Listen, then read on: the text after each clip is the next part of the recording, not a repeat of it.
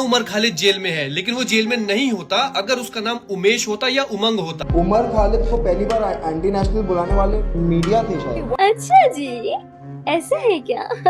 क्या सच में उमर खालिद को मुसलमान होने की सजा दी जा रही है? अभी क्लियर कर देता हूँ। सबसे पहले समझिए उमर खालिद है कौन और इसे अरेस्ट क्यों किया गया है। उमर खालिद दिल्ली का रहने वाला है। इसने जेएनयू से हिस्ट्री में एमए, बीए और पीएचडी की डिग्री हासिल की है। पढ़ाई में ठीक ठाक था। जेएनयू में स्टूडेंट्स पॉलिटिक्स और प्रोटेस्ट से उसकी पहचान बनी। 2020 के दिल्ली के दंगे के बाद दिल्ली पुलिस ने उस पर यूएपीए लगाया और कहा कि दंगे प्री प्लान्ड और कॉन्स्पिरेसी थे। लेकिन यहाँ एक बात क्लियर रखिए, अब तक कोर्ट ने उसे दोषी डिक्लेयर नहीं किया है। अब सवाल आता है बेल का। उमर खालिद को बेल इसीलिए नहीं मिल रही क्योंकि उस पर यूएपीए लगा है। इस लॉ में जज ये नहीं देखता कि आदमी गिल्टी है या नहीं। जज सिर्फ ये देखता है कि प्राइमा फेसी मतलब पहली नजर में पुलिस की कहानी झूठ तो नहीं लगती। अगर पहली नजर में केस बन रहा हो तो बेल ऑलमोस्ट इम्पॉसिबल हो जाती है। यहाँ कोर्ट ये नहीं कह रहा है कि उमर खालिद ने रियोट्स कराए हैं। कोर्ट सिर्फ इतना कह रहा है कि पुलिस का वर्जन सुनने लायक लग रहा है, इसीलिए बेल नहीं मिल रही है। अब आप इन सारे वीडियोस को देखिए। पहले basically about against the occupation of Kashmir by the Indian state, and I make it very apparent here, I'm not from Kashmir, but I believe that what is happening in Kashmir is in an Indian occupation of Kashmir.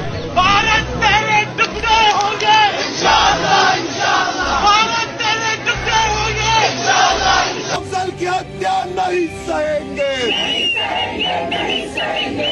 कितने अफजल मारोगे? नजर से अफजल निकलेगा।